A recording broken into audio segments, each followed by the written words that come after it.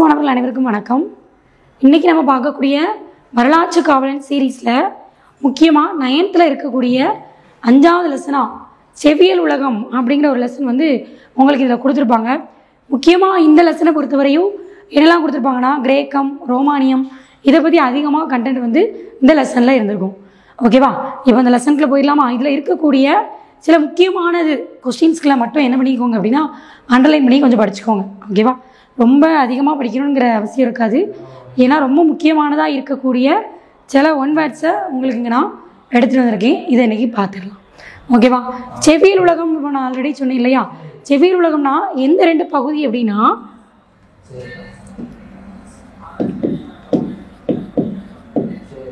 கிரேக்கம், இன்னொன்று ரோமானியம்.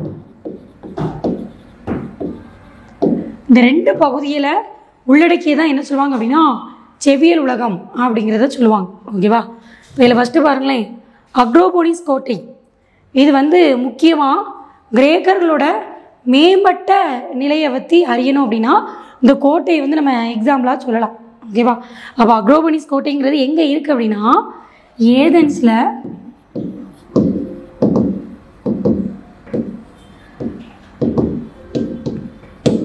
ஒரு குன்றின் மீது இருக்கக்கூடிய ஒரு கோட்டை தான் என்ன அப்படின்னா இந்த அக்ரோபோனிஸ் கோட்டை அப்படிங்கிறது. ஓகேவா?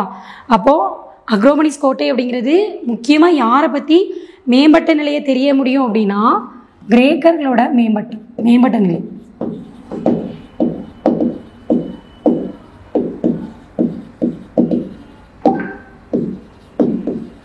கிரேக்கர்களின் மேம்பட்ட நிலையை அறியணும் அப்படின்னா இந்த அக்ரோபோனிஸ் கோட்டையை பற்றி தெரிஞ்சாலே போதும். ஓகேவா? அடுத்து பாருங்கள், ஹெலனிக் உலகம். இதில் நீங்கள் 2 பார்த்துடலாம். ஒன்று ஹெலனிக் உலகம், இன்னொன்று என்ன அப்படின்னா ஹெலனிஸ்டிக் உலகம் அப்படின்னு கொடுத்துருப்பாங்க. ஸ்கூல் புக்லேயே கொடுத்துருப்பாங்க. ஹெலனிக் உலகம் அப்படின்னா எதை கொடுத்துருப்பாங்க அப்படின்னா கிரீஸ். சரியா? இதே இது ஹெலனிஸ்டிக் உலகம் அப்படின்னா எதை சொல்லுவாங்க அப்படின்னா ரோமை சொல்லுவோம். ஓகேவா?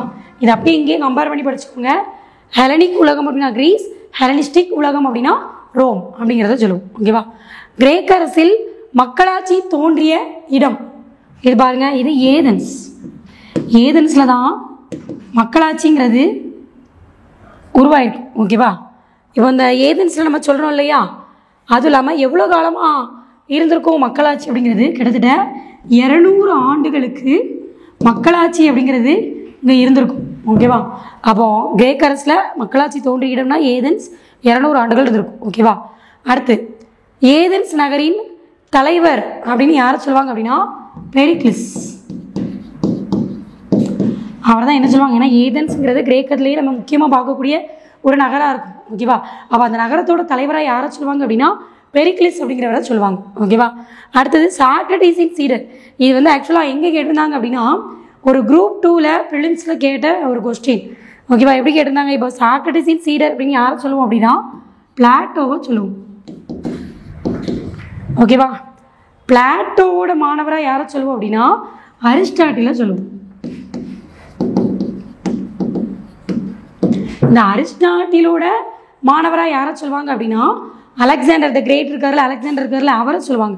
அப்போ இது ஒரு எக்ஸாம்பிள் அப்படியே ஆர்டர் படுத்த சொல்லியிருந்தாங்க குரூப் 2 ப்ரிலிம்ஸில். அதனால் தெரிஞ்சு வச்சுக்கோங்க. ஓகேவா? அப்போ சாக்ரட்டிஸ் அப்படின்னா சாக்ரட்டிஸ்க்கு அப்புறம் பிளாட்டோ இப்படி எழுதிக்கலாம். சாக்ரட்டிஸ், பிளாட்டோ, அரிஸ்டாட்டிலுக்கு அப்புறம் அலெக்சாண்டர். இது அப்படியே ஒவ்வொருத்தவங்களோட மாணவர்களாக வருவாங்க. அப்போ சாக்ரட்டிஸ், பிளாட்டோ, அரிஸ்டாட்டில், அலெக்சாண்டர் அப்படிங்கிற அந்த ஆர்டர் தெரிஞ்சு வச்சுக்கோங்க. ஓகேவா? அடுத்தது மாசிடோனியாவில் கிரேக்க அரசை நிறுவியவர் யாருன்னு சொல்லி கேட்குறாங்க. ஓகேவா? இது யார் அப்படின்னா 2ஆம் பிலிப். அவர் தான் என்ன பண்ணியிருப்பார் அப்படின்னா மாசிடோனியாவில் கிரேக்க அரசை என்ன பண்ணியிருப்பார் அப்படின்னா நிறுவியிருப்பார். ஓகேவா? அடுத்தது வடிவியல் கணிதம் பாருங்கள். இது யார் அப்படின்னா யூக்ளிட் அப்படிங்கிறவரை சொல்லுவாங்க. இது வேற ஒன்றும் இல்லை, இந்த வடிவியல் கணிதம் இருக்குல்ல அதில் வரக்கூடிய அந்த கணித முறைகளை என்ன பண்ணியிருப்பாருன்னா முறைப்படுத்தியிருப்பார். சரியா? அதை யார் முறைப்படுத்தினான்னு சொல்லி கேட்டால் கணித வடிவங்கள் தெளிவுபடுத்தினது முறைப்படுத்தினார் அப்படின்னு சொல்லி சொன்னால் யாரை சொல்லலாம் அப்படின்னா யூக்ளிட்டை சொல்லலாம். ஓகேவா? அப்போ அது ஒரு முக்கியமானது. வடிவியல் கணிதம் அப்படின்னா யாரை சொல்லணும்? யூக்ளிட்டை சொல்லணும். ஏன்னா இவர் தான் என்ன பண்ணியிருப்பார் அப்படின்னா கணித வடிவியலில் இருக்கக்கூடிய இந்த வடிவங்களெல்லாம் முறைப்படுத்தியிருப்பார். ஓகேவா? அடுத்தது பாருங்கள், முக்கோணவியலை கண்டுபிடித்தவர். ஓகேவா? முக்கோணவியலை கண்டுபிடித்தவர் யார் அப்படின்னா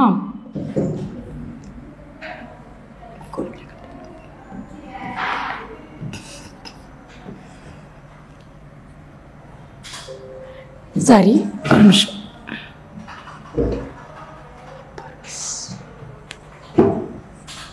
ஹிப்பார்கஸ்.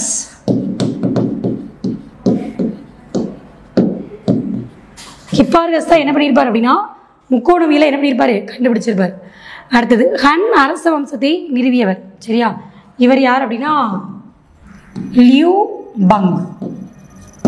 ஏன்னா இதில் வரக்கூடிய நேம்ஸ் எல்லாமே கொஞ்சம் வித்தியாசமாக இருக்கும். நம்ம என்ன பண்ணிக்கிடணும்? கொஞ்சம் மனப்பாடம் பண்ணிக்கலாம். ஓகேவா? அப்போ ஹன் அரச வம்சத்தை நிறுவனது யாருன்னு சொல்லி கேட்டால் லியூ பங். ஓகேவா? லியூ பங் அப்படின்னு ஞாபகம் வச்சுக்கோங்க. அடுத்து 13வது கொஸ்டின் பாருங்க. ஹன் அரச வம்சத்தின் தலைநகரம் என்ன அப்படின்னா சாங் அன் அப்படிம்பாங்க. இது எது? ஹன் அரச வம்சம் இருக்குல்ல, அதோட தலைநகரா சாங் அன் அப்படிங்கிறத சொல்லுவாங்க. அடுத்தது ஹன் அரச வம்சத்தோட சிறந்த அரசர் அப்படின்னு ஊ தை அப்படிங்கிறவரை சொல்லுவாங்க. என்ன? ஊ தை.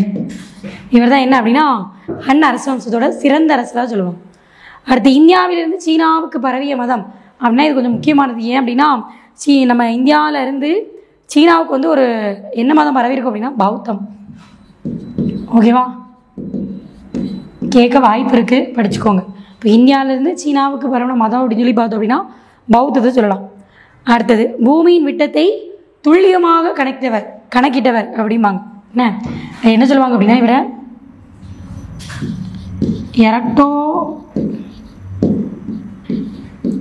எரக்டோதனிஸ். ஓகேவா? அப்போ பூமியின் விட்டத்தை துல்லியமாக கணக்கிட்டவர் அப்படின்னா எரக்டோதனிஸ் அப்படிங்கிறவர் வந்து சொல்லுவோம். ஓகேவா? இந்த லெசனை பொறுத்தவரையும் இதை தாண்டி வேறு இம்பார்ட்டன்ஸ் அப்படிங்கிற மாதிரி ரொம்ப ஒன்றும் இருக்காது. ஓகேவா? நீங்கள் இதை பார்த்துக்கிட்டாலே ரொம்ப முக்கியமாக தான் இருக்கும். வேறு ஒன்றும் இல்லை, செவியல் உலகம்னாலே நான் முதலே சொன்னது தான் கிரேக்கம், ரோமானியம் இந்த 2 நாடுகளை பற்றி தான் அதில் கொடுத்துருப்பாங்க. இதில் இருக்கக்கூடிய இந்த ஒன் வேர்ட்ஸை வந்து நீங்கள் நல்லா தரவாக பண்ணிக்கிட்டாலே உங்களுக்கு வந்து இதுவே போதுமானதாக தான் இருக்கும். அடுத்து நம்ம அப்படியே கண்டினியூஸாக எந்த லெசன் பார்த்துக்கலாம் அப்படின்னா உங்களுக்கு 6th நம்ம 9th புக்லேயே 6வது லெசனாக என்ன கொடுத்துருப்பாங்க அப்படின்னா இடைக்காலம் அப்படிங்கிற ஒரு லெசனும் என்ன பண்ணியிருப்பாங்க அப்படின்னா கொடுத்துருப்பாங்க. ஓகேவா? இதுலேயுமே முக்கியமாக இடைக்காலம்ங்கிறது என்ன அப்படின்னா வேறு ஒன்றும் இல்லை, கிபி 476 அதாவது ரோம் அரசு வந்து என்ன ஆயிருக்கும் அப்படின்னா அப்படியே வீழ்ச்சி அடைஞ்சிருக்கும். அப்போ அதுலேருந்து கிட்டத்தட்ட கிபி 1453 வரையும் இந்த துருக்கியர்கள் வந்து என்ன பண்ணியிருப்பாங்கன்னா கான்ஸ்டாண்டினோபிள் நகரை வந்து கைப்பற்ற வரையுமே இருக்கக்கூடிய அந்த இடைப்பட்ட காலத்தை தான் என்ன சொல்லுவாங்க அப்படின்னா இதில் இடைக்காலம் அப்படின்னு சொல்லி கொடுத்துருப்பாங்க. ஓகேவா? இந்த லெசனில் உங்களுக்கு யாரை பற்றி அதிகமாக கொடுத்துருப்பாங்க அப்படின்னா நம்ம சீனாவை பற்றியும் ஜப்பானை பற்றியும் அதிகமான இன்ஃபர்மேஷன் அப்படிங்கிறது கொடுத்துருப்பாங்க. சீன பெருஞ்சுவரை பற்றிலாம் உங்களுக்கு ஒரு பெரிய பாக்ஸ்லேயே கொடுத்துருப்பாங்க. ஓகேவா? சீன பெருஞ்சுவர் அப்படிங்கும்போது அவங்களுக்கு கிட்டத்தட்ட ஒரு 8-7ஆம் நூற்றாண்டில் என்ன பண்ணியிருப்பாங்க அப்படின்னா சீன பெருஞ்சுவர் அப்படிங்கிறத அமைச்சிருப்பாங்க. எதுக்காக அப்படின்னா சீனர்கள் வந்து அவங்களுக்குள்ளே அதிகமாக என்ன பண்ணியிருப்பாங்க அப்படின்னா சண்டை போட்டே இருந்திருப்பாங்க. அப்போ ஒரு கட்டத்தில் என்ன ஆகும் அப்படின்னா பகைவர்கிட்ட இருந்து அவங்கள காத்துக்கணும் அப்படிங்கிறதுக்காக என்ன பண்ணியிருப்பாங்கன்னா ஒரு 4700 கிலோமீட்டர் கிட்ட, அதாவது கிட்டத்தட்ட 5000 கிலோமீட்டருக்கு கீழே என்ன பண்ணியிருப்பாங்க அப்படின்னா சீன பெருஞ்சுவர் அப்படிங்கிறத அமைச்சிருப்பாங்க. இப்போ எக்ஸாக்டாக அதோட லெங்த் அப்படிங்கிறத பார்க்கும்போது 6700 கிலோமீட்டர் அப்படிங்கிறது இப்போ வரை இருக்கிறது. சரியா? அதனால் அது வந்து கின்னஸ் ரெக்கார்ட் அப்படிங்கிறத படிச்சிருக்கு. இது உங்களுக்கு லெசனில் ஸ்டார்டிங்லேயே பாக்ஸில் கொடுத்துருப்பாங்க. ஓகேவா? சரி, இப்போ இதில் பாருங்கள். ஃபஸ்ட்டு நம்ம இடைக்காலம்னு சொல்லி சொல்லும் போதே நான் ஏற்கனவே சொன்னீங்களா சீன வம்சம் அப்படி சீனமும் இன்னொன்று என்ன சொல்லியிருப்பாங்க அப்படின்னா நம்ம ஜப்பானை பற்றியும் சொல்லியிருப்பாங்க அப்படின்னு சொல்லி சொன்னீங்க இல்லையா? அப்போ அதில் ஃபஸ்ட்டு சீனா அப்படிங்கும்போது சீனாவோட தாங் அரச வம்சம், சரியா, அந்த மாதிரி அந்த அரச வம்சத்தை பற்றியும் சொல்லியிருப்பாங்க. இப்போ இதில் பாருங்கள் சாரசானிய நாகரிகம் அப்படிங்கிற அவங்களோட இயர் அப்படின்னு சொல்லி பார்த்தோம் அப்படின்னா கிபி 630 கிபி 1300 வரையும் இவங்களோட காலங்கிறது இந்த நாகரிகம்ங்கிறது இருந்திருக்கும். நம்ம சீன இது படிக்கிறோம் இல்லையா, அது என்ன சிந்து சமணி நாகரிகம், எகிப்து நாகரிகம் சொல்லி படிக்கிறோம்ல, அந்த மாதிரி அவங்க இந்த சாரசாணி நாகரிகம்ங்கிறது கிபி 630 கிபி 1300 வரை இருந்திருக்கும். அடுத்து ரெண்டாவதா இந்த யுவான் வம்சத்தினர்பாங்க. இவங்களோட பீரியட் அப்படின்னு சொல்லி பார்த்தீங்க அப்படின்னா கிபி 1279 கிபி 1368 வரையும் இவங்களோட காலம் அப்படிங்கிறது இருந்திருக்கும். ஓகேவா. அடுத்தது பாருங்க, ஜப்பானிய முன்னாள் பெயர் அப்படிங்கிறது என்ன சொல்லுவாங்க, ஜப்பானோட முன்னாள் பெயராக என்ன சொல்லுவாங்கன்னா யமட்டோ அப்படிமா.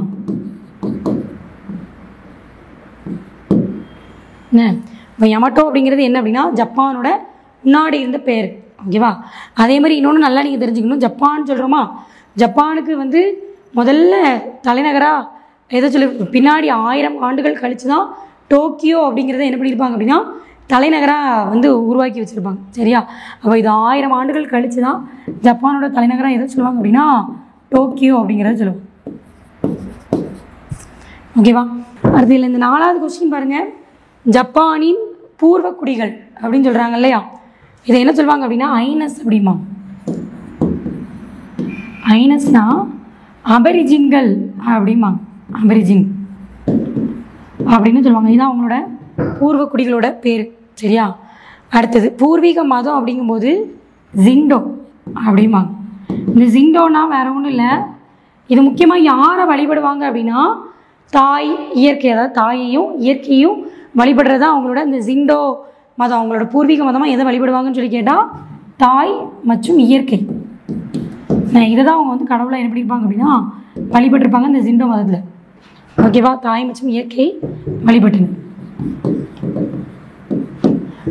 அடுத்ததாக பாருங்க, நம்ம ஜப்பானிய முன்னாள் பெயர் யமட்டோ அப்படின்னு சொல்லி பார்த்தோம் இல்லையா, அதே மாதிரி இவங்க டோக்கியோங்கிறது 1000 ஆண்டுகளுக்கு பின்னாடி அவங்களோட தலைநகராக இருந்திருக்கும். அப்போ அதுக்கு முன்னாடி எது தலைநகராக இருந்திருக்குன்னு கேட்டால் கியாட்டோ. கியாட்டோங்கிறதா அவங்களோட தொடக்கத்தில் தலைநகராக இருந்திருக்கும். கிட்டத்தட்ட 1000 ஆண்டுகள் அவங்களோட தலைநகராக இருந்தது எதுன்னு சொல்லி கேட்டால் கியாட்டோ தான். அதுக்கப்புறம் தான் டோக்கியோ அப்படிங்கிறது வந்துருக்கும். சரியா. அடுத்து பாருங்க, மாபெரும் சூரியன் உதிக்கும் நாடுன்னு எதை சொல்லுவாங்க அப்படின்னா ஜப்பானை தான் சொல்லுவாங்க. மாபெரும் சூரியன் உதிக்கும் நாடு அப்படின்னு ஜப்பானை சொல்லுவாங்க. அடுத்து இஸ்லாமை தோற்றுவித்தவர் எல்லாருக்கும் தெரிஞ்சிருக்கும், நபிகள் நாயகம். நபிகள் நாயகம் தான் என்ன பண்ணியிருப்பார் அப்படின்னா இஸ்லாமை தோற்றுவித்திருப்பார். இன்னொன்று இஸ்லாம் முன்வைத்த கருத்து அப்படின்னு எதை சொல்லுவாங்க அப்படின்னா சகோதரத்துவம். சரியா. நம்ம இஸ்லாம் முன்வைத்த கருத்துன்னு பார்த்தோம்னா சகோதரத்துவம். அதுக்கப்புறம் பாருங்க, மதினாட் உன் நபி அப்படிங்கிறது என்ன, வேற ஒன்றும் இல்லை, நபிகளுக்கான நகரம் அப்படின்னு சொல்லுவாங்க. சரியா. நபிக்காகவே உரிய நகரம் அப்படின்னா இந்த மதினாட் உன் நபி அப்படிம்பாங்க. அதுக்கான அர்த்தம் அதான். சரியா.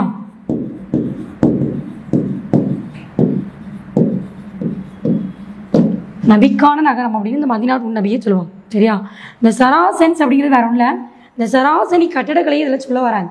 சரியா. அதாவது நம்ம இந்தியாவிலேயே சராசனி கட்டடக்கலை அப்படிங்கிறது என்ன சொல்லுவாங்க அப்படின்னா பாரசீக முறைப்படி அப்படின்னு சொல்லி சொல்லுவாங்க. அதாவது என்ன அப்படின்னா மேலே இந்த நம்ம மசூதியெலாம் பார்த்துருப்பீங்களா, அதில் அந்த பிறை வடிவம் வைக்கிறது, பிறை வடிவம், அதுக்கப்புறம் குவி மாடம் வைக்கிறது, இந்த மாதிரி குவி மாடங்கள் வைப்பாங்க இல்லையா, அது இந்த மாதிரி இருக்கக்கூடியதான் என்ன சொல்லுவாங்க அப்படின்னா சரசாணி கட்டடக்கலை அப்படிம்பாங்க. சரியா. அப்போ அந்த சராசன்கிறது பிறை வடிவம், குவி மாடம் இதெல்லாம் வச்சு கெட்டக்கூடிய ஒரு முறையை தான் என்ன சொல்லுவாங்க அப்படின்னா சரசாணி அப்படின்னு சொல்லி சொல்லுவாங்க. ஓகேவா. இல்லை நம்ம இந்திய முறையும் சேர்த்து கட்டும்போது அதை என்ன சொல்லுவாங்கன்னா இந்தோ சரசாணி முறை அப்படின்னு சொல்லுவாங்க. ஓகேவா. அடுத்தது அரேபிய இரவுகளின் நகரம் அப்படின்னு எதை சொல்லுவாங்க அப்படின்னா பாக்தாத். பாக்தாத் அப்படிங்கிறது தான் அரேபியன் இரவுகளின் நகரம் அப்படின்ட்டு சொல்லுவாங்க. ஓகேவா. இந்த லெசனில் முக்கியமாக சீனா, ஜப்பான் இந்த 2 கண்ட்ரிகளை பற்றியும் கொஞ்சம் அதிகமாக கொடுத்துருப்பாங்க. நீங்கள் அதை என்ன பண்ணிக்கோங்க அப்படின்னா முக்கியமான அந்த கண்டென்ட்டை மட்டும் இந்த லெசன்லேயும் நீங்கள் என்ன பண்ணிக்கோங்க அப்படின்னா ஹைலைட் பண்ணி படிச்சுக்கோங்க. இந்த டைம் உங்களுக்கு யூஸ்ஃபுல்லாக இருக்கும்னு நினைக்கிறேன். நன்றி.